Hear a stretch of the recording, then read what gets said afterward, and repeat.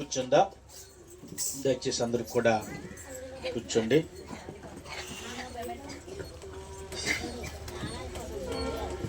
దేవుని వాక్యాన్ని మనము చదువుకొని ధ్యానం చేసుకుందాం. 2వ సమూయేలు గ్రంథము 3వ అధ్యాయము 1వ వచనం చదువుకుందాం. సౌలు కుటుంబీకులకును దావీదు కుటుంబీకులకును బహుకాలము యుద్ధము జరుగగా దావీదు అంతకంతకు ప్రబలెను, సౌలు కుటుంబము అంతకంతకు నీరసిల్లెను. చిన్న ప్రార్థన చేసుకుందాం. కండ్లు మూసుకొని తల వంచినట్లయితే ప్రార్థన. మహాపరిశుద్ధుడు అయిన మా ప్రియ పరలోకపు తండ్రి, నీ పరిశుద్ధ నామమునకు వందనాలు, స్తుతులు, స్తోత్రాలు, కృతజ్ఞతాస్తుతులు చెల్లించుకుంటున్నాం. ఇంతవరకు నీ సన్నిధిలో నిన్ను ఆరాధించుకునే గొప్ప భాగ్యాన్ని మీరు మాకు అనుగ్రహించినారు ప్రభువా, నీకు వందనాలు తండ్రి. ఈ సమయంలో నీ వాక్యాన్ని మేము చదువుకున్నాం. చదవబడిన వాక్యము ద్వారా మీరే మాతో సూటిగా స్పష్టంగా మాట్లాడమని ప్రార్థన చేసుకుంటున్నాను ప్రభువా, నీకు వందనాలు తండ్రి. నాయనా, నువ్వు మాట్లాడితేనే మేము బ్రతుకుతాము, నువ్వు మాట్లాడితేనే ప్రభువా మేము జీవించగలం ప్రభువా, నీకు వందనాలు. నీ అమూల్యమైన శ్రేష్టమైన జీవంతో కూడిన మాటలు తండ్రి మీరు మాకు వినిపింప చేయమని ప్రార్థన చేసుకుంటున్నాను. నీ సన్నిధికి నీ ఆత్మ ప్రేరేపణ బట్టి తీసుకొచ్చిన నీ బిడ్డలందరిని బట్టి కృతజ్ఞతాస్తులు చెల్లిస్తున్నాం. మమ్మల్ని అందరినీ నీ స్వాధీనంలో ఉంచుకోండి ప్రభా. నీ రెక్కల చోట మమ్మల్ని భద్రపరచండి ప్రభా. మాకు నీ మాటలు వినగలిగే చెవులు, గ్రహించే హృదయమును అనుగ్రహించండి ప్రభా, నీకు వందనాలు. నీ ఆత్మ కార్యాలు ప్రభా మా జీవితాల్లో, మా కుటుంబాల్లో, మా బిడ్డల యొక్క జీవితాల్లో స్పష్టంగా మీరు జరిగించండి. మాతో మాట్లాడండి. మహిమ, ఘనత, ప్రభావాలు మీరొక్కరే పొందుకోమని యేసు ప్రభు నామములో ప్రార్థించి స్తుతించి వేడుకొనుచున్నాము తండ్రి. ఆమేన్. అందరూ చెప్తాం ఆమేన్. హల్లెలూయా. ప్రభువునందు ప్రియమైన దేవుని సంగమా, మనం చదువుకున్న ఒక వచనంలో 2 కుటుంబాలు ఉన్నాయి. ఆ వచనంలో ఎన్ని కుటుంబాలు కనిపిస్తున్నాయి? జాగ్రత్తగా దేవుని వాక్యం వినాలి. 2 కుటుంబాలు కనిపిస్తున్నాయి. ఒకటి సౌలు కుటుంబం కనిపిస్తా ఉంది, రెండవది దావీదు కుటుంబం కనిపిస్తా ఉంది. కుటుంబం అంటే భార్య, భర్త, బిడ్డలు అందరూ ఉంటారు కదా, పిల్లలు. సరే, 2 కుటుంబాలు కనిపిస్తా ఉన్నాయి. ఈ 2 కుటుంబాలు ఇశ్రాయేలు ప్రజలను పరిపాలించిన రాజుల కుటుంబాలు. సౌలు ఇశ్రాయేల్ ప్రజలను పరిపాలించిన మొట్టమొదటి రాజు. సౌలు 40 సంవత్సరాలు ఏకదాటిగా పరిపాలన చేశాడు. రెండవ రాజు దావీదు ఇశ్రాయేల్ ప్రజలను మరో 40 సంవత్సరాలు ఏకదాటిగా పరిపాలన చేశాడు. దావీదు కూడా.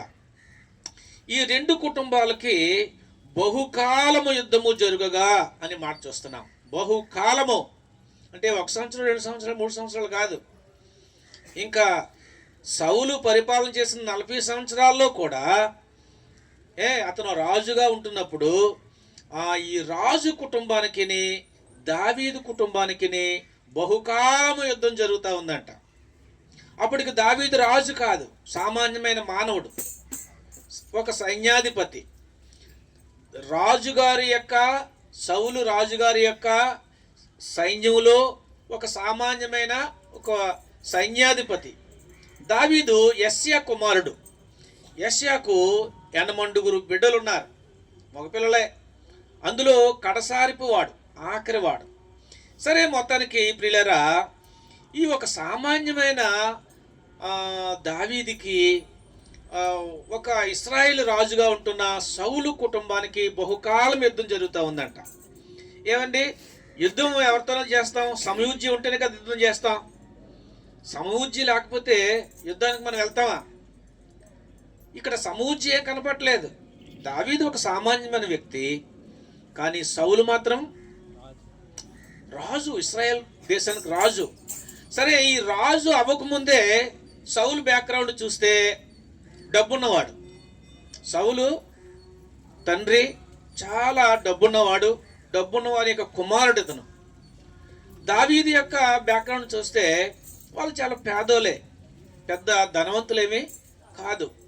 వారి అన్నదమ్ములు కూడా ఈ సౌలుకు సైన్యంలో పనిచేసుకుంటా ఉన్నారు.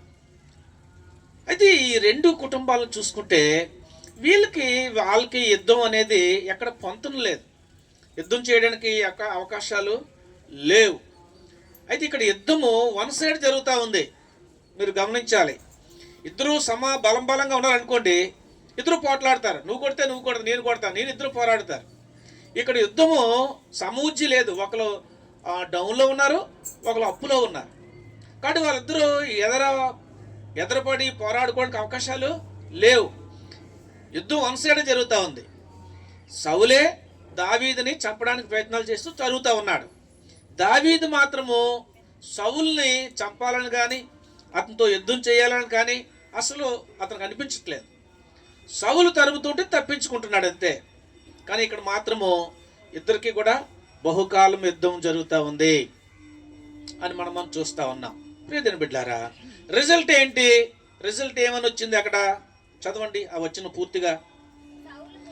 సౌలు కుటుంబీకులకును దావీదు కుటుంబీకులకును బహుకాలము యుద్ధము జరుగగా దావీదు అంతకంతకు ప్రబలెను, సౌలు కుటుంబము అంతకంతకు నేర్సిల్లెను. దేవుని స్తోత్రం, హల్లెలూయా. ఇది ఒక రోజులో కనపడిపోయే రిజల్ట్ కాదు. ఈ బహుకాలం యుద్ధం జరుగుతూ ఉంటుండగా లాస్ట్కి తేలిన ఫలితార్థం ఏంటి అంటే ఒక కుటుంబము అంతకంతకు నేర్సిల్లిపోయింది. ఒకేసారి కాదు, క్రమేణా క్రమేణా క్రమేణా క్రమేణా నేర్సిల్లిపోయింది. మరి వాళ్ళ కుటుంబంలో ఎవరు కనిపించట్లేదు, వెతుకుదామన్నా కనిపించట్లేదు. సౌలు కుటుంబము రాజే కావచ్చు.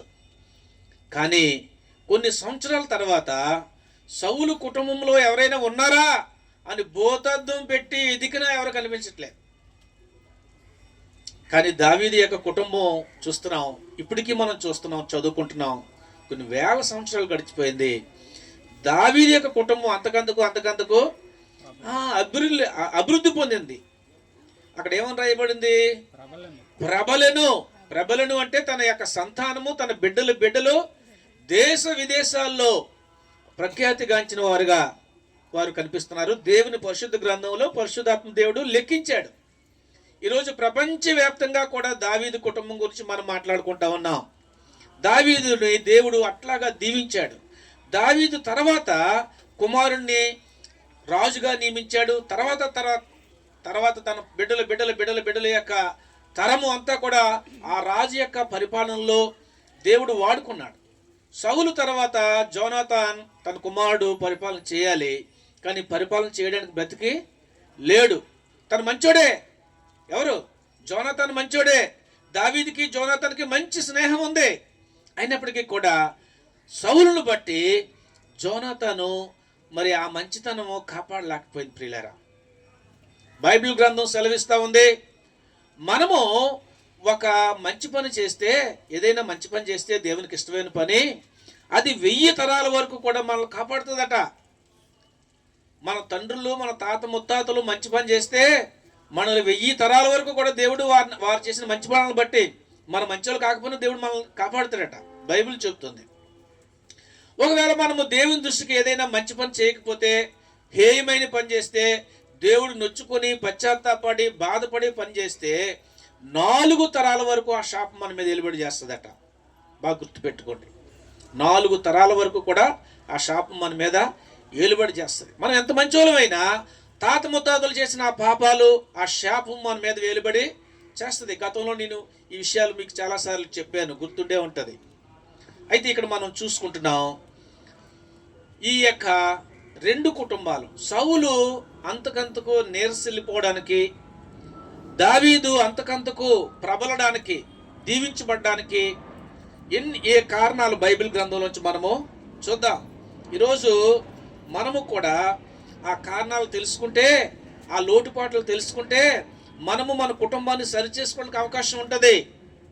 తర్వాత మన వంశావళి దీవించబడ్డానికి మనం ఏం చేయాలో ప్రణాళికలు వేసుకోవచ్చు. కాబట్టి ప్రియ దేవుని బిడ్డలారా, దేవునికి భయపడి దేవుని వాక్యం ఎప్పుడైతే మనం తెలుసుకుంటామో, దేవుని పరిశుద్ధ గ్రంథంలో రాయబడ్డ మాటలు ఎప్పుడైతే ధ్యానం చేసుకుంటామో, దాని ద్వారా మన జీవితాన్ని మార్చుకుంటాం. దేవుని వాక్యమే మనల్ని బ్రతికిస్తుంది. దేవుని వాక్యమే మన జీవితాన్ని సరిచేస్తుంది.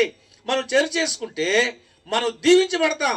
మనతో సరిపోలేదు, మనతో మన తర్వాత మన పిల్లలు దేవుడు దీవించాలి.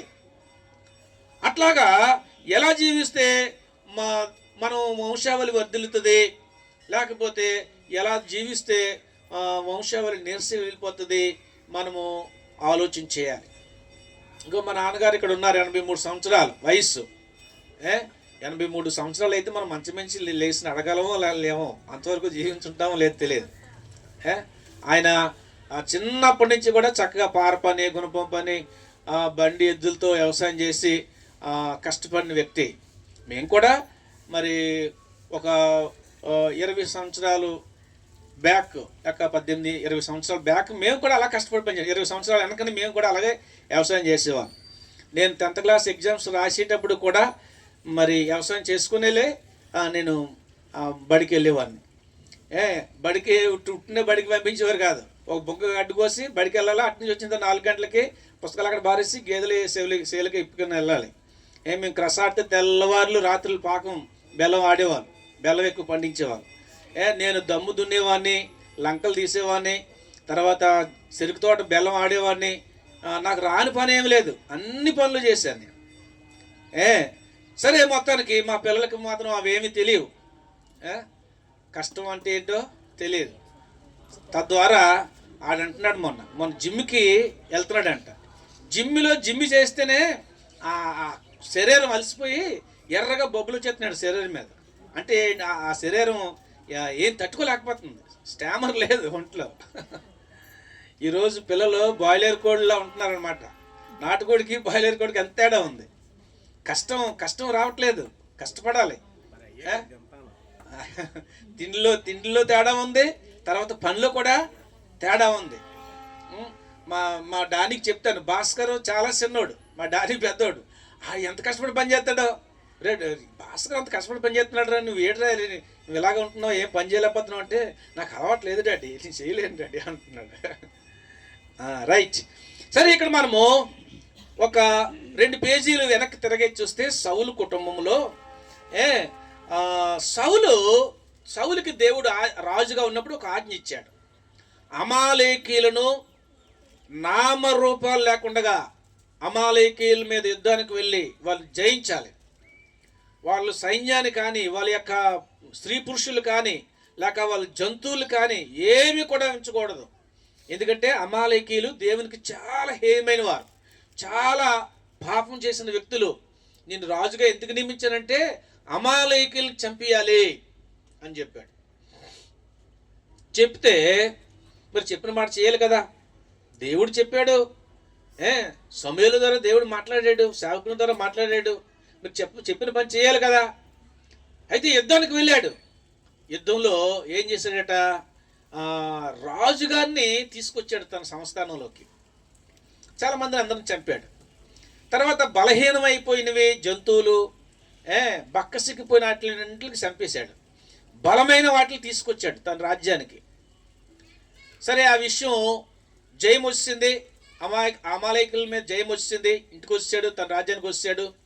తర్వాత సౌలు పరామర్శించడానికి వెళ్తూ ఉన్నాడు. వెళ్తూ ఉంటే, నువ్వు తప్పు చేశావు, దేవుని మాటను వినలేదు, దేవుని మాటను పక్కన పెట్టావు, నువ్వు దేవునికి భయపడలేదు అని చెప్తూ ఉంటే, నేనేం తప్పు చేశాను, నేను తప్పు చేయలేదండి అంటున్నాడు. మరి రాజుని ఎందుకు తీసుకొచ్చావు? రాజే ప్రధానమైన. రాజు చచ్చిపోతే మొత్తానికి వాళ్ళందరూ రాజ్యం గెలిచినట్టే. రాజు బతుకుంటే వాళ్ళు గెలిచినట్టేం కాదు. లేదండి, మన శాసనాలు, మన యొక్క ప్రణాళికలు, అతని అనుభవం ఉంది, అతని నుంచి నేర్చుకోవాలా, ఎలా పరిపాలన చేయాలో అంటున్నాడు. ఏంటి అరుపులేంటి అని అంటే, అది నా దేవునికి బలి ఇవ్వడానికి తీసుకొచ్చాను, బలిసినవి నా దేవునికి బలి అర్పించాలి అని అంటున్నాడు. తప్పు చేసేవాడు తప్పించుకోవడానికి ఎన్నో మార్గాలు నిలుగుతూ ఉంటాడు. తప్పు చేసేవాడిని తప్పు చేశానని ఒప్పుకోడు. నిజంగా తప్పు చేసిన వ్యక్తి దేవుడు మాట్లాడుతున్నప్పుడు, లేక పెద్దవారు గద్దిస్తున్నప్పుడు అది గమనిస్తే దేవుని ఆత్మగలవారు ఏం చేస్తారంటే పశ్చాత్తాపడి, నిజమైన తప్పు చేశాను, నేను అలా తప్పని అనుకోలేదు, పొరపాట్లో చేశాను, తప్పు చేశాను, నేను సరిదిద్దుకుంటాను అని దేవుని ఆత్మ కలిగిన వారు ఒప్పుకుంటారు. దేవుని ఆత్మ లేని వారు ఏం చేస్తారు? చేసిన తప్పును ఒప్పుకోరు, సరే కదా, అది తప్పు కాదు అని దబాయించేస్తూ ఉంటారు. మనము ఈ తేడాను గమనించాలి. సౌలు నేర్సిల్లిపోవడానికి, తన వంశావళి అడ్రస్ లేకుండా కొట్టుకుని పోవడానికి గల కారణం ఏంటి అంటే, దేవుడు చెప్పిన మాట వినలేదు, విధేయత చూపించలేదు. ప్రియులారా, దావీదు అలా కాదు. దేవుడు చెప్పే మాట ఆయన స్పష్టంగా వినేవాడు, విధేయత చూపించేవాడు. సమూయేలు మొదటి గ్రంథములో 15వ అధ్యాయము 11వ వచనం చదవండి. 15వ అధ్యాయము 11వ వచనం చదవండి. సౌలు నన్ను అనుసరింపక వెనక తీసి నా ఆజ్ఞలను గైకొనకపోయెను గనుక అతనిని రాజుగా నిర్ణయించినందుకు నేను పశ్చాత్తాపడుచున్నాను. అందుకు సమూయేలు కోపావేశుడై రాత్రి అంతా యెహోవాకు మొర్రపెట్టుచుండెను. పిల్లలు, ఇక్కడ మనం ఆలోచించండి. సౌలు దేవుని మాట వినలేదు అని పరిశుద్ధ గ్రంథం నుంచి మనం చూసుకుంటున్నాం, చదువుకుంటున్నాం, ధ్యానం చేస్తున్నాం. ఆయన దేవుని మాటను ధిక్కరించాడు, దేవుని ఆజ్ఞను గైకోలేదు. అందుకు దేవుడే బాధపడుతున్నాడు. ఇశ్రాయేలు ప్రజలను పరిపాలించడానికి రాజుగా నియమించినందుకు దేవుడు బాధపడుతున్నాడు. చూడండి పిల్లారా, కొన్నిసార్లు మనం చేసిన తప్పును బట్టి మన తల్లిదండ్రులు ఎంత బాధపడతారో నీకు తెలియకపోవచ్చు, తల్లిదండ్రులు బాధపడుతున్నట్టు. కానీ తల్లిదండ్రులు పిల్లలు చెప్పిన మాట వినకపోతే, వాళ్ళ ఇష్టానుసారంగా వాళ్ళు జీవిస్తూ ఉంటే, ప్రతి మాటకు ఎదిరిస్తూ ఉంటే, చిన్న పెద్ద లేకుండా తిరుగుబాటు చేస్తూ ఉంటే, ఒకవేళ ఎందుకులే ఆడి కోపం రేపడం అని మౌనంగా ఊరుకున్నా హృదయంలో ఎంతో తల్లిదండ్రులు కూలిపోతూ ఉంటారు, పశ్చాత్తాపడుతూ బాధపడుతూ, వచ్చే ఎందుకన్నా నీ బిడ్డల్ని ఆ పరిస్థితి రాలేదంటారా? లేక మనమే మన తల్లిదండ్రులకి అలాంటి వేదన కలిగించేవేమో, లేక మన బిడ్డలే మనం చెప్పిన మాట వినక వాళ్ళ ఇష్టానుసారంగా తిరుగుబాటు చేస్తూ ఉంటే, ఎదిరిస్తూ ఉంటే, మాటకు మాట చెప్తూ ఉంటే, చిన్నోళ్ళు పెద్దోళ్ళు అని లేకుండా ఆ తల్లిదండ్రులు కన్నందుకు ఎంతగా బాధపడతారు. దీని బిడ్డలారా, ఆలోచించండి. మనము తల్లిదండ్రులను సన్మానించాలని బైబిల్ చెప్తుంది. నువ్వు దీర్ఘాయుష్మంతుడు అవ్వాలంటే నీ తల్లిదండ్రులని, తల్లిని, తండ్రిని సన్మానించడం అంటే కాలు గడిగి నెత్తి మీద వేసుకోవడం కాదు. తల్లిదండ్రుల మాటకు విధేయత చూపించాలి, తల్లిదండ్రులు సంతోషపెట్టాలి. వాళ్ళు వృద్ధాప్యంలో వాళ్ళ కోరిక ఏమై ఉందో, వాళ్ళకి ఏం తినాలనిపిస్తూ ఉందో, ఎక్కడెక్కడికి వెళ్ళాలనిపిస్తూ ఉందో, ఏమి ధరించుకోవాలనిపిస్తూ ఉందో, వారి యొక్క హృదయంలో ఉండే ఆ ఆశను మనం తీర్చాలి. ముసలి వయసు అయిపోయిన తర్వాత వాళ్ళు తిరగలేరు, బలం ఉండదు. చిన్నప్పుడు మనల్ని ఎంతగా ఎత్తుకొని ముద్దాడి భుజాల మీద ఎక్కించుకొని గోరుముద్దలు తినిపించి తల్లి తండ్రి ఎంత ప్రేమగా చూస్తారండి మనల్ని. ఆ వయసులో మనల్ని అలా చూడకపోతే, మనకు కావలసినవి మనం అడగకపోయినా, తల్లిదండ్రులు కొనిచ్చి మనం చదివించకపోతే మనం ఈ పొజిషన్లో ఉండేవారమా? ఆలోచించండి. ఈరోజు వాళ్ళు వృద్ధాప్యంలోకి వచ్చేసిన తర్వాత వాళ్ళు నడవలేని పరిస్థితిలో ఉంటున్నప్పుడు మనం వాళ్ళకి ఇచ్చే మర్యాద ఏంటి? వాళ్ళని గసరడం, వాళ్ళని తిట్టడం, వాళ్ళు కొట్టడమా? ఇదేనా మనం వాళ్ళకి ఇచ్చే బహుమానం? అదేనా తల్లిదండ్రులు సన్మానించడం అంటే? బైబిల్ ఏం చెబుతా ఉంది? కొన్నిసార్లు మనకు బాధ కలగొచ్చు. తల్లిదండ్రులు కొంతమంది వాళ్ళు హింస పెట్టచ్చు, ఇబ్బంది పెట్టచ్చు, బాధ పెట్టచ్చు, మనకు నష్టం చేయొచ్చు, కాదని అంటలేదు. కానీ బైబిల్ చెప్తుంది తల్లిదండ్రులు మనము గౌరవించాలి, సన్మానించాలి. వారు దీర్ఘాయుష్వంతులు అవుతారట. అయితే మనం దీర్ఘాయుష్లో అవుతామని మనం తల్లిదండ్రులు సన్మానించడం కాదు. దేవుని వాక్యాన్ని బట్టి, ప్రభువుని బట్టి మనము మన తల్లిదండ్రులను సన్మానించాలి. 6 ఆజ్ఞలు మానవుడికి దేవుడు ఇచ్చాడు. అందులో మొట్టమొదటి తల్లిదండ్రులు సన్మానించాలనే బైబిల్ చెబుతా ఉంది. మన తండ్రిని, మన తల్లిని మనం సన్మానించలేకపోతే, గౌరవించలేకపోతే ఇతరులను మనం ఎలా గౌరవిస్తాం? ఒకవేళ గౌరవిస్తున్నాం అనుకోండి, గౌరవిస్తే అది ఏ గౌరవం అంటారు? ముఖస్థుతి గౌరవం, అంతే తప్ప లోబడే గౌరవం కాదు. ప్రియమైన బిడ్డలారా, మనము ఆలోచించాలి. తల్లిదండ్రులు మనము సన్మానించాలి, గౌరవించాలి, మనము వాళ్ళని గనపరచాలి, లేక వాళ్ళ అవసరాలు మనం తీర్చాలి. మనల్ని కన్నందుకు కొంతమంది తల్లిదండ్రులు చూస్తారు, బాగా చూస్తారు. ఎందుకు చూస్తారు? మా సరోజిని సరే, వాళ్ళకి ఆస్తి ఉంటే అప్పుడు తల్లిదండ్రుల్ని చూస్తారు. కొంతమంది తల్లిదండ్రులు కూడా అంతే. అమ్మో తెలివితేటలు, ఆస్తి అంతా ఇచ్చేస్తే, వాళ్ళ పేరుని పెట్టేస్తే రేపు పొద్దున వృద్ధాప్యంలో మమ్మల్ని చూస్తారో చూడరో, చచ్చే వరకు కూడా వాళ్ళ చేతులను పెట్టుకుంటారు. పిల్లల పేరుని ఇవ్వడానికి కానీ, పిల్లలకి ఇవ్వడానికి కానీ, వాళ్ళ కష్టసుఖాలు చూడడానికి కానీ, వారి బాగోగులు చూడడానికి కానీ ఇష్టపడరు. అంత కఠినాత్ములు కూడా ఉంటారు. అది వాళ్ళకి కూడా మంచిది కాదు. నమ్మాలి. నీ ఆస్తి ఉంటేనే చూస్తారా? నీ ఆస్తి లేకపోయినా చూస్తారు. బైబిల్ చెప్తుంది, నీవు పిల్లలకు కన్నందుకు, నువ్వు ఆస్తి ఇవ్వకపోయినా జన్మనిచ్చినందుకు, కని పెంచినందుకు కనీస బాధ్యత పిల్లలది, తల్లిదండ్రులు చూసే బాధ్యత. కాబట్టి మనం తల్లిదండ్రులు సరి చేసుకోవాలి, పిల్లలు కూడా మనము సరి చేసుకోవాలి. సిల్లు గవ్వ ఇవ్వకపోయినా, ఏమి ఇవ్వకపోయినా మనము తల్లిదండ్రుల్ని మనం గౌరవించాలి, వాళ్ళు కనపరచాలి, వారి కనీస అవసరాలు మనము తీర్చాలి. కాబట్టి ప్రియ దేవుని బిడ్డలారా, మనము ఆలోచించాలి. ఇక్కడ మనం చూస్తే సౌలు దేవుని మాట విన్నందుకు దేవుడే సౌల్ని రాజుగా దేవుడు నిర్ణయించాడు. అలా నిర్ణయించినందుకు దేవుడు బాధపడుతున్నాడు హృదయంలో. ఈ మాట మనము ఆదికాండంలో మనం చూస్తే దేవుడు మానవులు చేసినందుకు పశ్చాత్తాపడ్డాడు హృదయంలో. అంటే తన స్వరూపములో, తన పోలికలో మానవులు సృష్టించినందుకు దేవుడు తన హృదయంలో నొచ్చుకున్నాడంట, బాధపడ్డాడంట. ఎందుకు బాధపడ్డాడు? ఈ మనుషులు దేవుని మాట, దేవుని ఆజ్ఞను గైకోకుండా, దేవుని చిత్తాన్ని చేయకుండా వెచ్చలివిడిగా వారి ఇష్టానుసారంగా జీవిస్తూ ఉన్నారు. దేవుని భయం లేకుండా జీవిస్తూ ఉన్నారు. అందుకు దేవుడు తన హృదయంలో నొచ్చుకున్నాడంట. ఇక్కడ మనం చూస్తే సౌలు ఇశ్రాయేలు ప్రజలకు రాజుగా దేవుడు నిర్ణయించినందుకు తన హృదయంలో బాధపడ్డాడని మనం ఆ 11వ వచనంలో మనం చూస్తూ ఉన్నాం. దేవుని ఆజ్ఞ గైకోలేనందుకు, రాజుగా నిర్ణయించినందుకు పశ్చాత్తాపడినట్లుగా మనము చూస్తా ఉన్నాం. అయితే అందుకు సమూయేలు ఏం చేశాడు? కోపావేశుడైపోయాడు.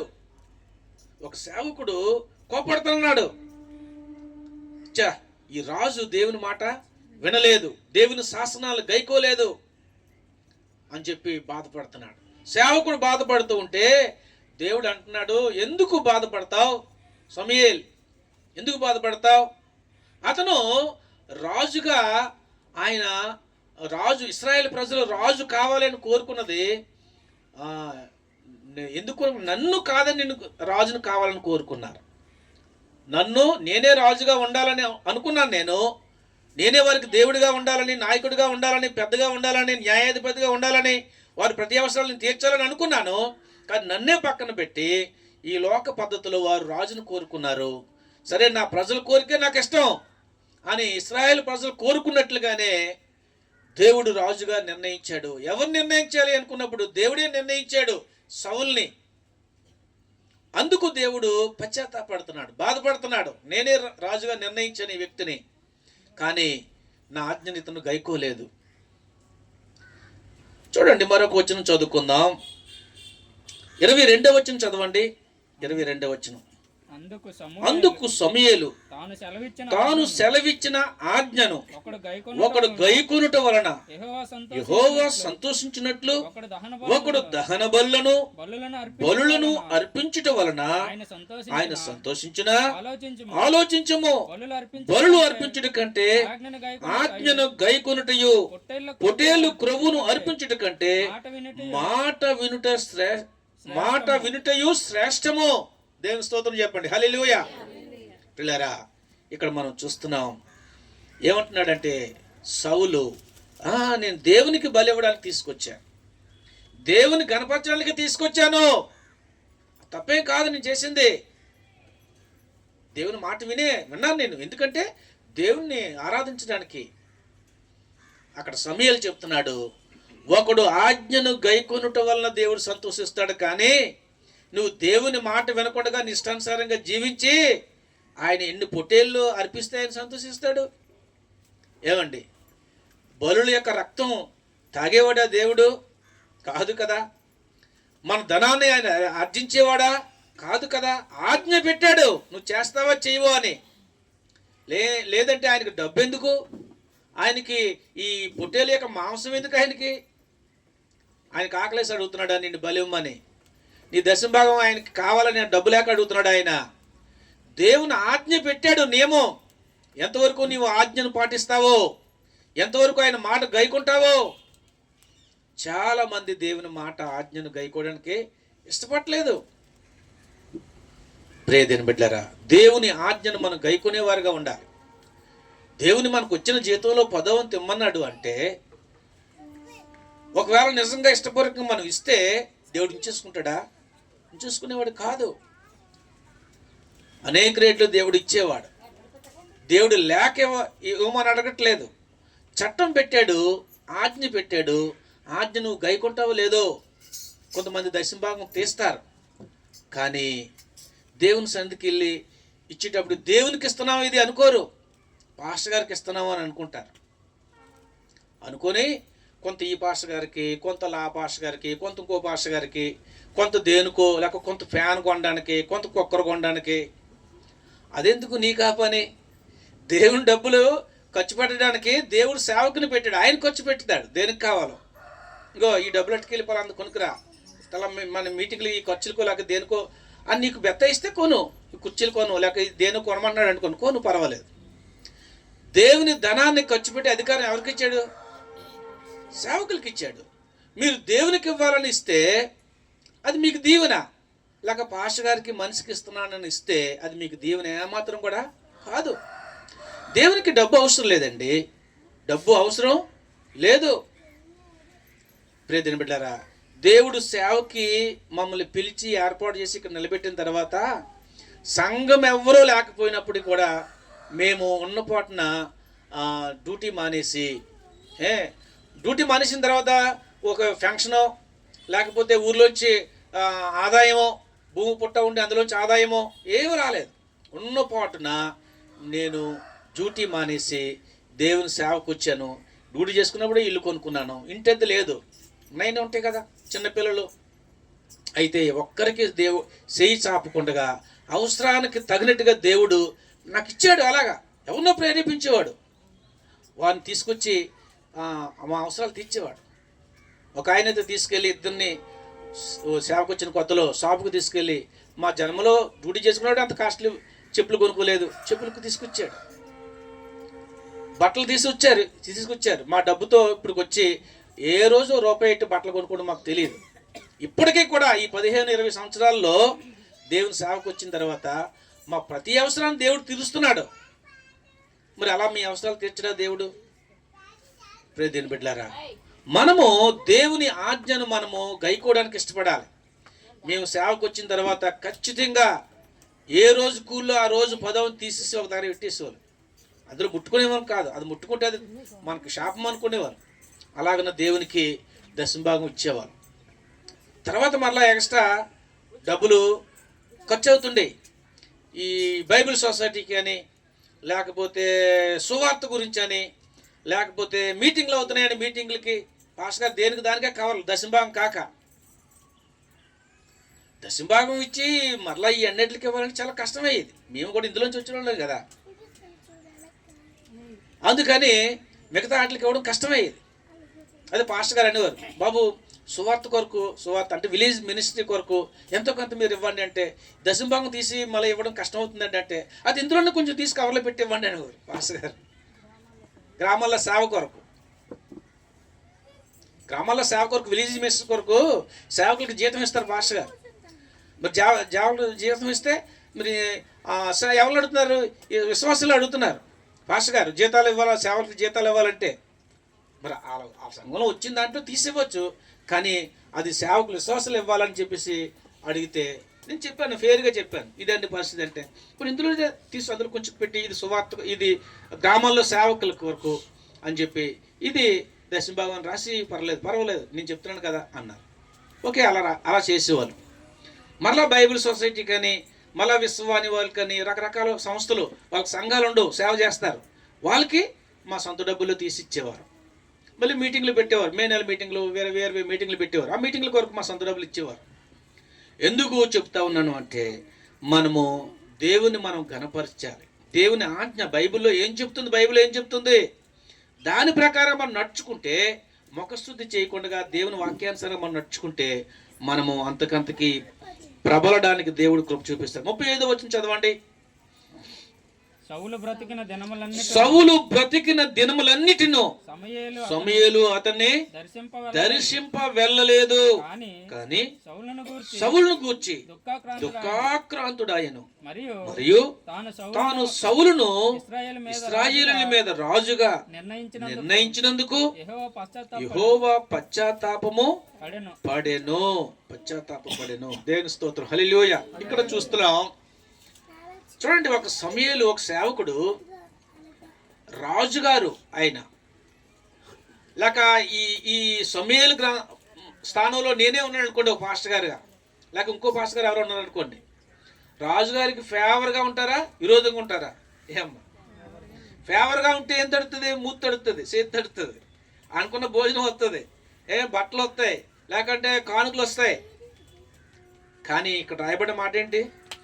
దేవుని ఆజ్ఞను గైకోలేదు కాబట్టి రాజైనా అవసరం నాకు, గాడి ముఖం నేను చూడకూడదు అనేసుకున్నాడు. అయితే వెళ్ళలేదు, అతను అది ఇంటికే వెళ్ళలేదు.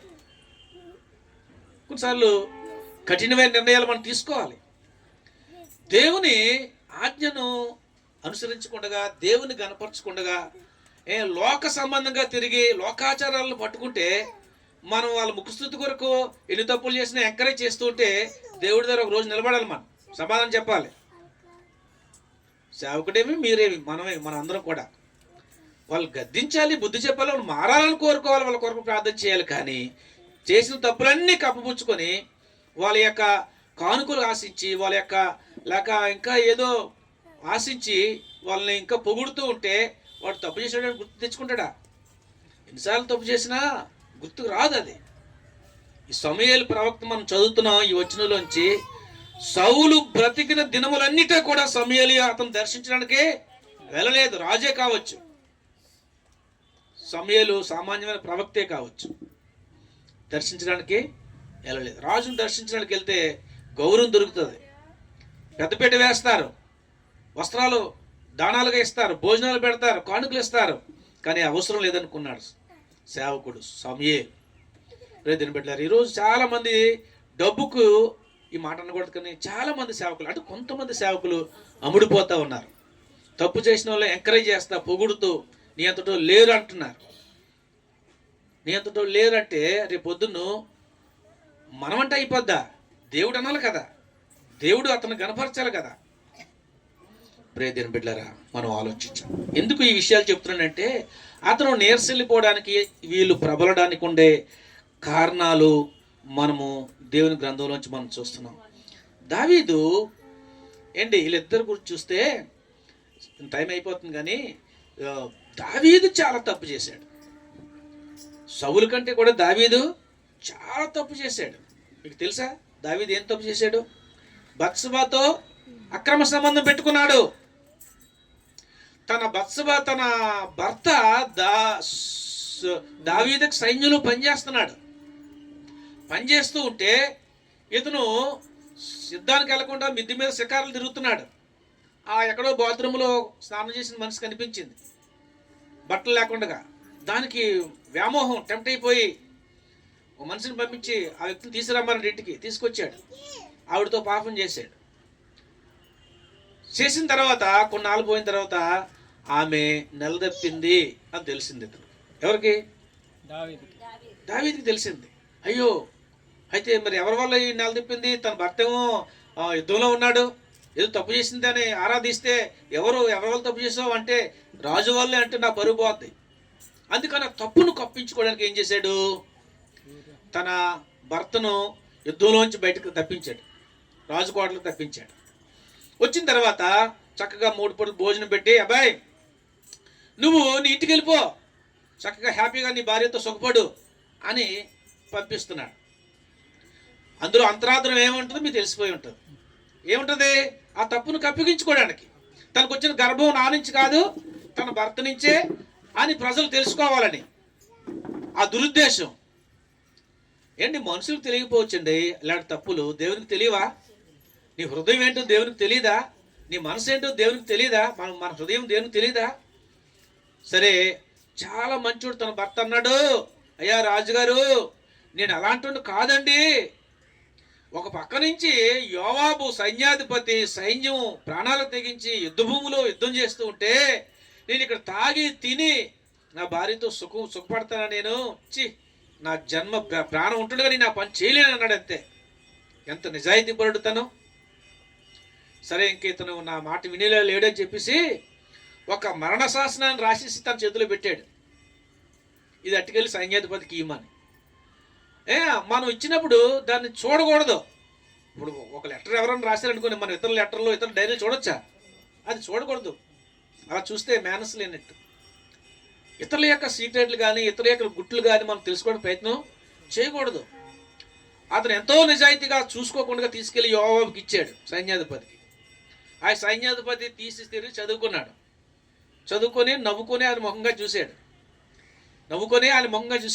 అందులో ఏముందంటారు? ఇతన్నే ఎవరైతే లెటర్ తీసుకొచ్చాడో యుద్ధ భూమిలో ఎదర్ని పెట్టి ఇతను చంపించేయని రాశాడు అన్నమాట. అందులో అంత నిజాయితీగా చూసుకోకుండా తీసుకొచ్చి యోవాబుకి ఇచ్చాడు. అప్పుడు ధైర్యవంతులు ఉండే స్థలంలో ఈ ఉరియాని తీసుకెళ్ళి పెట్టి చచ్చిపోయాడు, హతమైపోతే రాజుగారికి రిపోర్ట్ ఇవ్వాలి కదా. రిపోర్ట్ వెళ్ళి చచ్చిపోయాడు అని. అప్పుడు అంటున్నాడు రాజుగారు, భయపడకండి, పర్లేదు. ఒక్కోసారి మన మీద కూడా కత్తి పడుతుంది, మనోళ్ళు కూడా చచ్చిపోతారు, ఏం పర్వాలేదు, యుద్ధం చేయండి అంటున్నాడు. అంటే చచ్చిపోయినందుకు బాధపడలేదు, చచ్చిపోవాలని కదా ఆయన ముందు పెట్టించాడు. ఎంత భయంకరమైన దురుద్దేశంతో దావీదు. సౌల్లో ఇలాంటి గులానే లేవు. వింటున్నా? సౌల్లో ఇలాంటి అంత భయంకరమైన పాపం ఏం చేయలేదు. కానీ దావీదు చాలా భయంకరమైన పాపం చేశాడు. అయితే ఒకరోజు దేవుడు సమూయేలుని సౌలు దగ్గర పంపించినట్టు ఇక్కడ నాతాను అనే ప్రవక్తని దావీదు దగ్గరికి పంపించాడు. దావీదు దగ్గరికి పంపించి అతను దావీదుతో మాట్లాడుతున్నాడు. ఏమండి రాజుగారు మీతో మాట్లాడాలి. చెప్పండి ప్రవక్త, లేకపోతే సేవకుడు, చెప్పండి అంటున్నాడు. ఒక ఊర్లో ఒక వ్యక్తి ఉన్నాడండి. ఆయన చాలా డబ్బున్నవాడు, పలుకుబడి ఉన్నవాడు, చాలా మందలు ఉన్నాయి ఆయనకి, గొర్రెలు. అయితే వాళ్ళ ఇంటికి చుట్టం వచ్చాడు. చుట్టం వస్తే అతను గౌరవించడానికి తన మందల్లో గొర్రెపిల్లని తీసుకొచ్చి వధించి గౌరవించవచ్చు కదా. అలా గౌరవించలేదు. పేదోడు ఉన్నాడు ఆ ఊర్లో, చాలా పేదోడు, అనామకుడు. ఆడు ఒకే ఒక గొర్రెపిల్లని పెంచుకుంటున్నాడు. అల్లారు ముద్దుగా దానికి గోరుముద్దలు తెలిపించి బొగాన్ని ఎక్కించుకుని అల్లారు ముద్దుగా దాన్ని పెంచుకుంటున్నాడు గొర్రెపిల్లని. దాన్ని పట్టుకుని వధించి వాళ్ళ ఇంటికి వచ్చిన చుట్టానికి ఆతిథ్యం ఇచ్చాడండి అన్నాడు. అనేసరికి మహారౌద్రంతో, ఎవడాడు, వాడు మరణానికి పాత్రుడు అంటున్నాడు. కోపడక రాజుగారు, ఆ పని చేసినప్పుడు నువ్వే అని చెప్పాడు. గుండెలో రాయడిపోయింది. ఏంటి ఆ ఉపమానానికి అర్థం ఏంటి అమ్మా? అర్థమైందా దాని ఉపమానం భావం అర్థం ఏంటి అమ్మా? ఆ పని చేసినప్పుడు నువ్వే అన్నాడు. అంటే నీకు చాలా మంది భార్యలు ఉన్నారు, నీకు ఎంతమందిని పెళ్లి చేసుకున్నా రాజు పెళ్లి చేసుకోవచ్చు. లీగల్గా అక్రమ సంబంధం చేసుకోకూడదు, కానీ లీగల్గా పెళ్లి చేసుకోవచ్చు. 10 మందినైనా పెళ్లి చేసుకోవచ్చు, ఎంతమందినైనా కావాలంటే నువ్వు చేసుకోవచ్చు. చాలా మంది భార్యలు ఉన్నారు నీకు, వాళ్ళందరినీ కాదని ఎక్కడో పేదోడు తన భార్యని తీసుకుని వచ్చి నువ్వు ఇలా చేసావు, ఆ మనిషి చేసి నువ్వే అంటేసరికి లాలు కుంగిపోయాడు.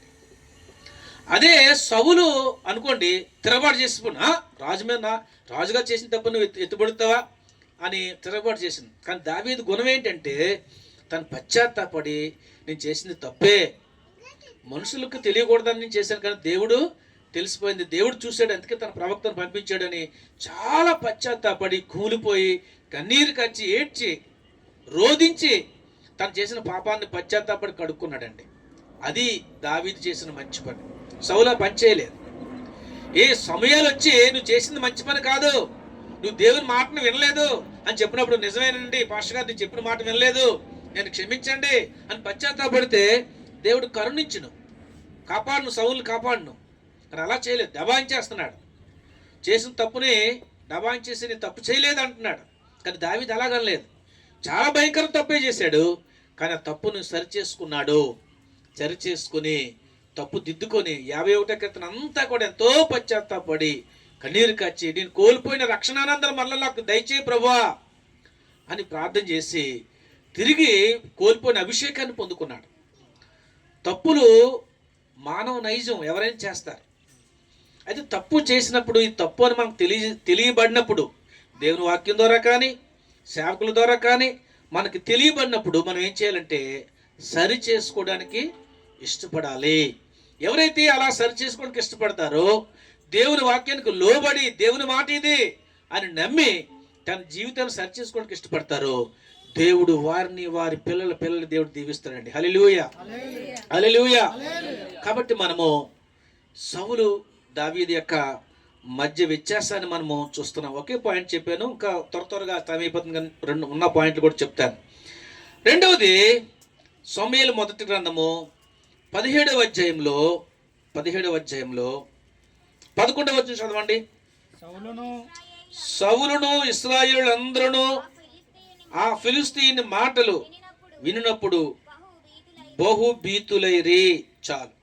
ఇక్కడ రెండవ సందర్భం ఏంటి అని అంటే, గొలియాతు అనే వ్యక్తి యుద్ధ భూమిలో నిలబడ్డాడు. మహా ఆజానుభావుడు. ఇశ్రాయేలు పక్షంగా యుద్ధం ఎవరు చేస్తారు నా పక్షంగా, నేను ఫిలిష్తీన్ పక్షంగా నేను నిలబడ్డాను. ఇశ్రాయేల్ పక్షంగా ఒకరు నిలబెట్టండి, నాతో పోరాడి గెలిస్తే మా దేశం అంతా మీకు లోబడిపోతాం, లేక మీరు ఓడిపోతే మీ దేశం అంతా మాకు లోబడాలి అని చెప్పి ఛాలెంజ్ చేస్తున్నాడు. అప్పుడు సౌలు రాజు, ఎవడు కూడా అజానుబాడు 6 మూరల జానడంట, ఆయన ఎత్తు చాలా బలవంతుడు. ఆడు ఎదురుగా యుద్ధం చేయడానికి ఎవరికి ధైర్యం సరిపోవట్లేదు. ఇక్కడ వీళ్ళిద్దరికి ఉన్న వ్యత్యాసం ఏంటి అని అంటే, ఇక్కడ సౌలు యుద్ధానికి వెళ్ళలేకపోతున్నాడు, సౌలు సైన్యంలో యుద్ధానికి వెళ్ళడానికి ఎవరు లేడు అంటే దాని అర్థం బీతిల్లిపోయాడంట. బీతిల్లిపోయారు అన్న మాట మనం చూస్తున్నామా? బీతిల్లిరి. ఇశ్రాయేలు అందరూ కూడా మరి ఆ సాలం చేస్తుంటే భయపడిపోయారు. అంటే వాళ్ళు ఏంటి, సొంత శక్తి మీద ఆధారపడుతున్నారు. అంటే మా శక్తి సరిపోదు వీటితో యుద్ధం చేయడానికి. కానీ దావీదు ఏమన్నాడు, యుద్ధము యెహోవాదే అన్నాడు. దేవుని స్తోత్రం, హల్లెలూయా. ప్రియ దేవుని బిడ్డలారా, ఆలోచించండి. ఇద్దరికి వ్యత్యాసం. నా శక్తి కాదు, ఇందాక ఏలియా చెప్పాడు, నా శక్తి నా బలం కాదు శత్రువులు జయించడానికి, నా పక్షంగా దేవుడు యుద్ధం చేస్తున్నాడు, దేవుడే నన్ను కాపాడుతూ ఉన్నాడు, ఆయనే నాకు ఆశ్రయం అని దావీదు చెప్తున్నాడు. పిల్లారా, సౌలైతే తన సొంత శక్తి మీద ఆధారపడతా ఉన్నాడు. అదే గొలియాతును ఆధారంగా ఉంటే నేనే యుద్ధానికి ఇలా జయించి ఆ పేరు సంపాదించేసుకున్నాను. అజానుభావుడు కాబట్టి ఓడిపోతే పరువు పోద్దని యుద్ధానికి వెళ్ళలేదు. కానీ దావీదు చిన్నోడు గొర్రెలు కాసుకుంటున్నాడు. కానీ ఎవరి మీద ఆధారపడ్డాడు? దేవుని మీద ఆధారపడ్డాడు. దేవుడు నా పక్షంగా యుద్ధం చేస్తాడు, యుద్ధము యెహోవాదే. ఈరోజు మనము దేవుని బిడ్డలమైన మనము సమస్య ఎంత పెద్దదైనా గొలియాతులాంటిదైనా దేవుని మీద ఆధారపడుతున్నప్పుడు, దేవుని మనం నమ్ముకొని దేవుని మీద ఆధారపడుతున్నప్పుడు, దేవుడు మన సమస్యల నుంచి కానీ మన యొక్క గడ్డు పరిస్థితుల నుంచి కానీ విడిపించి దేవుడు దీవిస్తాడు. దావీదు దీవించబడ్డానికి గల కారణం ఇది. సౌలు ఆశ్రదించబోవడానికి గల కారణము అది. తన సొంత బలం మీద ఆధారపడ్డాడు. మూడవదిగా మనం చూస్తే చూడండి, ఒక వచనం చదువుదాం, మీకు చదివితే అర్థమవుతుంది. మొదటి సమూయేలు 24:18 చదవండి. నన్ను నీ చేతికి అప్పగింపగా నన్ను చంపగా విడిచినందుకు ఈ దినము నీవు నా అపకారమునకు అపకారము చేసిన వాడవై నా ఎడల నీకున్న అపకార బుద్ధిని వెల్లడి చేసి కనుక నీవు నాకంటే నీతిపరుడువు. సౌలు ఈ మాట అంటున్నాడండి. సౌలు దావీదును చంపడానికి పరిగెత్తుతూ ఉన్నాడు, దేవుడు దావీదును తప్పిస్తున్నాడు. కానీ ఒక రోజు దావీదుకు దొరికిపోయాడు సౌలు ఆ గుహలో, కానీ చంపలేదు. దావీదుతో ఉన్న వాళ్ళని చంపమన్నారు. నీ శత్రువు దొరికాడు, నీకు దేవుడే అప్పగించాడు, నీకు చంపేయండి అన్నాడు. అంటే చంపలేదు. ఆయన దేవుని చేత అభిషేకించబడిన వాడు, ఆయన నేను ముట్టకూడదు, నాకు అపకారం చేసినా సరే కానీ నేను ఆయనకు ఉపకారమే చేస్తాను కానీ నేను అపకారం చేయను అని అనుకున్నాడు. అనుకొని పుట్టలేదు. చూడండి, అప్పుడు సౌలే అంటున్నాడు, నేను నీకు అపకారం చేస్తే నువ్వు నాకు ఉపకారం చేశావు, నువ్వు చాలా నీతిమంతుడు, నాకంటే నీవే నీతిమంతుడువు, దేవుడు నిన్ను దీవిస్తాడు, నీ పక్షంగా దేవుడు ఉన్నాడు అని ఒప్పుకున్నాడు సౌలు. దీని బిడ్డారా, మనం ఎలా ఉన్నాం? మన కీడు చేసేవాళ్ళు ఉంటారు, మనం అంటే ఇష్టం లేని వాళ్ళు ఉంటారు, మనకు ఎన్నో అపాయాలు చేస్తారు, ఏదో ఒక రోజు వస్తుంది వాళ్ళు దొరుకుతారు మనకి. అలాగని మనము వాళ్ళని కిడి చేస్తాం, వాళ్ళకి కిడి చేయకూడదు. కల్లో కూడా కిడి చేయాలన్న ఆలోచన మనకి రాకూడదు. మన శత్రువే కావచ్చు, మనం హాని చేసినోడే కావచ్చు, కానీ వాళ్ళు కీడు చేయాలన్న ఆలోచన మనకి రాకూడదు. అది దేవునికి ఇష్టమైంది కాదు. చూడండి, మరో వచనం చదివితే మీకు అర్థమవుతుంది. మరో వచనం చదివితే 2 సమూయేలు గ్రంథము 9వ అధ్యాయము 1 నుంచి 5, 6 వచనాలు చదవండి. యోనాతానును బట్టి నేను ఉపకారము చూపుటకు సౌలు కుటుంబములో ఎవడైనా కలడా అని చాలు. ఇంకా 5వ వచనం 6వ వచనం వరకు చదివితే అక్కడ హిస్టరీ ఉంటుంది. ఏంటి నేను చెప్తాను వినండి. దావీదు రాజు అయిన తర్వాత ఏమని ఆలోచిస్తారు? సౌలు నాకు ఇంత కీడు చేశాడు కదా, వాళ్ళ కుటుంబంలో వంశం అంతా కూడా నామరూపలకం చేసేయాలి, ఇంకా ఎవరైనా బతుకున్నాడా అని ఎంక్వైరీ చేస్తారు. కానీ దావీదు అలా ఎంక్వైరీ చేయలేదు. నేను వారికి జోనాతాను, నేను ఫ్రెండ్లు, సౌలు కుమారుడు నేను ఫ్రెండ్లు, స్నేహితులు. కాబట్టి జోనాతానుకు పుట్టిన పిల్లలు ఎవరైనా ఉన్నారా అని ఎంక్వైరీ చేసి, లొదేబారులో ఉన్నాడని, మెఫీబోషెత్ ఉన్నాడని, వాడు కుంటుకోలుడని తెలుసుకొని ఆ కుంటుకోలను తీసుకొచ్చి రాజు బలదరు భోజనం పెట్టి అతను కోల్పోయిన ఆస్తంతా తిరిగి ఇప్పిస్తాడు దావీదు. చూడండి ఎంత మంచి మనసు. అర్థమవుతుందండి మీకు? ఈ మాటలు అర్థమవుతున్నాయా? అంటే సౌలు ఉపకారం చేస్తే అపకారం చేస్తున్నాడు, దావీదు అపకారం చేస్తుంటే ఉపకారం చేస్తున్నాడు. మీరు దేవుడు దావీదు దీవించడా? పుట్టిన దీవించాడా? దీని బిడ్డలారా, మనం ఈరోజు దీవించబడాలి అంటే మనం దేవునికి ఇష్టంగా జీవిస్తేనే, దేవుని వాక్యానికి అనుగుణంగా జీవిస్తేనే దీవించబడగలం. దేవుని వాక్యాన్ని పక్కన పెట్టి మన ఇష్టానుసారంగా గెంతులేస్తే మనం దీవించబడగలమా? మనుషులు దీవిస్తే మనం దీవించబడతామా? దేవుడు దీవిస్తేనే కదా దీవించబడతాం. కాబట్టి ప్రియ దీని బిడ్డలారా, మనం ఆలోచించాలి. మరొక ఎగ్జాంపుల్ చెప్పి నేను ముగించేస్తాను, టైము అయిపోయింది, కానీ నేను మామూలుగా చెప్పేస్తాను, రిఫరెన్స్లు చెప్పకుండా. 4వది ఏంటి అంటే, 4వది సౌలు బాగున్నప్పుడు కర్ణ పిచాచి గలవారు ఎవరు, చోదు చెప్పుకున్న వాళ్ళు ఊర్లో ఉండకూడదు అని తరిమేశాడు. అంత పౌరుషంగా దేవుని కొరకు జీవించాడు.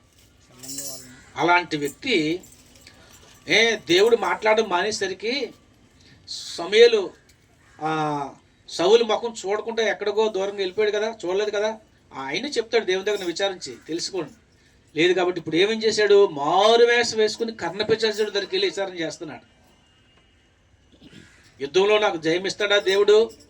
ఆ సమూయేలు ప్రవక్తను తీసిరా అని చచ్చిపోయిన వాడిని తీసుకెళ్ళి సోది చెప్పించుకొని మాంత్రికుల దగ్గరికి వెళ్ళాడు. ఏదైతే దేవుణ్ణి నమ్ముకొని ఇలాంటి మాంత్రికులు కానీ సోది చెప్పుకునే వాళ్ళు కానీ ఊర్లో ఉండడానికి కుదరదు అని వెలివేశాడు. మరలా వాళ్ళ దగ్గరికే వెళ్ళాడు. వెళ్ళి వాళ్ళు పిలిపించుకొని సోది చెప్పించుకుంటున్నాడు. నేను యుద్ధంలో జయం పొందనా అని. ఎంత భయంకరం అండి. దావీదు ఏం చేస్తున్నాడు? దావీదు ఏ దేశం మీదకి యుద్ధానికి వెళ్ళినా ప్రభు సన్నిధిలో మోకరించి విచారణ చేస్తున్నాడు. ప్రభువా, నన్ను యుద్ధానికి వెళ్ళమంటావా వద్దంటావా? ఎల్లు అంటే వెళ్ళేవాడు, వద్దు అంటే ఆగిపోయేవాడు. ఎంత వ్యత్యాసం ఇద్దరికని. ఇతను దేవుని దగ్గర విచారణ చేసేవాడు, దేవుని యొక్క ప్రత్యక్షత పొందుకొని దేవుని మాట ప్రకారంగా జీవించాడు. కానీ సౌలు దేవుని వ్యతిరేకంగా విచారణ చేస్తున్నాడు. కర్ణ పిశాచుల దగ్గరికి వెళ్ళి ఇతను విచారిస్తున్నాడు. ఈరోజు దేవుని బిడ్డలు కూడా చాలా మంది, అంటే మీరని అనగానే కొంతమంది సోదులు చెప్పించుకుంటున్నారు. ఏమ్మా, ఎంతమంది సోదులు చెప్పించుకుంటున్నారో, ఎంతమంది ముహూర్తాలు చూస్తున్నారో, ఎంతమంది పంతుల దగ్గరికి వెళ్తున్నారో, ఎంతమంది ఎదుర్లు చూస్తున్నారో, ఎంతమంది వాస్తులు చూస్తా ఉన్నారో. ఇది తప్పు, బైబిల్కి వ్యతిరేకం. బైబిల్కి వ్యతిరేకంగా మనం ఏ పని కూడా చేయకూడదు. దేవుడు ప్రతిరోజు మంచిదానిగా చేశాడు. ప్రతిదిన బిడ్డారు ఆలోచించండి. మనకు దీవెన వాస్తులు చూస్తేనో ముహూర్తాలు చూస్తేనో పంతుల దగ్గరికి వెళ్తేనో రాదండి. నీవు వాస్తుకు వ్యతిరేకంగా ఇల్లు కట్టినా, దుర్ముహూర్తంలో నువ్వు గృహప్రవేశం చేసినా దేవుడు నీ పక్షంగా ఉంటే నేను దీవిస్తాడు. అంతే తప్ప మంత్రాలకు ఏమి సంతకాలు రాలవు. నీ జీవితం ఏమో మార్చుకోవు, పంతుల దగ్గరికి వెళ్తావా మంచి చెడ్డలు చెప్పుకుంచుకోవడానికి. జ్ఞానం ఉందండి ఏమైనా. మేము ప్రభువు నమ్ముకున్న కొత్తలో మా మా చిన్నోడు బాణాగానాలు పట్టేసే బాలాగణాలు పోం కట్టించాలా, పోం కట్టిస్తేనే కానీ ఎన్ని మందులను తగ్గదన్నారు. పోనా దేవుని తెలియదు కదా వాళ్ళకి అలాగన్నారు. మేము దేవుని నమ్ముకున్నామని కట్టించకూడదంటే ఊరుకోండి దేవుని నమ్ముకున్నారంటే ఇదిగోటండి వీళ్ళు కట్టిస్తున్నారు పోములు అయినాయి, వీళ్ళు దేవుని నమ్ముకున్నారు అని చెప్తున్నారు అన్నమాట. మన దేవుని నమ్ముకున్న వాళ్ళు పేర్లు చెప్తున్నారు, వీళ్ళు పోములు కట్టిస్తున్నారు అని. అమ్మ వాళ్ళందరి గురించి నాకు తెలియదు, దేవుని వాక్యం చెప్తుంది పోములు కట్టించకూడదు,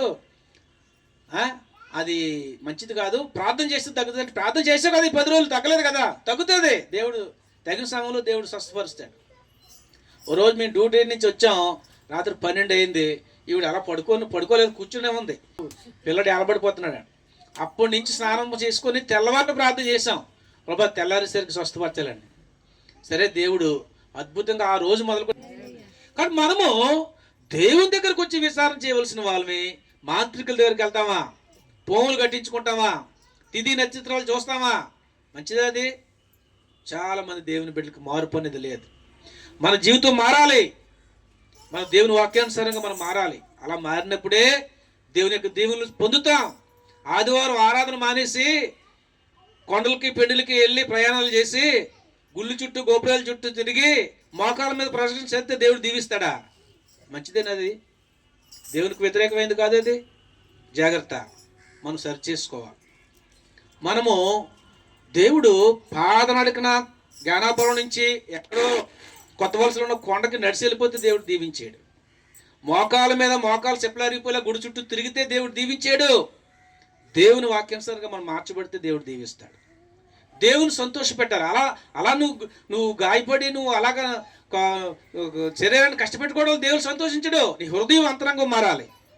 నీ హృదయంలో అంతరంగంలో మార్పు లేకుండా నీవు దేవుణ్ణి గౌరవించకుండా, వాక్యాన్ని గౌరవించకుండా, దేవుని ఆరాధన పక్కన పెట్టి, ప్రభువును పక్కన పెట్టి నీ సొంత ఆలోచనలు, నీ చిత్తాన్ని నెరవేర్చుకోవడానికి వెళ్తే అది దేవునికి ఇష్టమైంది కాదు. ప్రార్థన చేసుకుందాం. మహాపరిశుద్ధుడైన మా తండ్రి, జీవం గల దేవా, నీకు వందనాలు చెల్లిస్తున్నాం. ఈరోజు మా ముందు 2 కుటుంబాలు పెట్టావు. ఒక కుటుంబం దీవించబడింది, ఒక కుటుంబం పతనం అయిపోయింది. ప్రభా, దానికి వ్యత్యాసాలు మేము చూసాం. ప్రభా, మేము దీవించబడాలని కోరుకుంటున్నాం. అయితే నాయనా, మేమేం చేస్తే దీవించబడతామో స్పష్టంగా నువ్వు మాతో మాట్లాడావు. అట్టి రీతిగా మేము జీవించడానికి మా అందరికీ సహాయం చేయండి తండ్రి. పేరుకు మాత్రమే క్రైస్తవులుగా ఉండి నామకార్థంగా జీవిస్తే దీవెన రాదని, నీ వాక్యానుసారంగా జీవిస్తేనే దీవెన వస్తుందని మీరు మాతో సూటిగా స్పష్టంగా మాట్లాడావు ప్రభువా. ఈ వాక్యము మంచి నేలపని విత్తనం వలె మా హృదయంలో ఫలింప చేయమని, మహిమ ఘనత ప్రభావాలు మీరు పొందుకోమని యేసు ప్రభు నామంలో ప్రార్థిస్తున్నాం తండ్రి. ఆమేన్.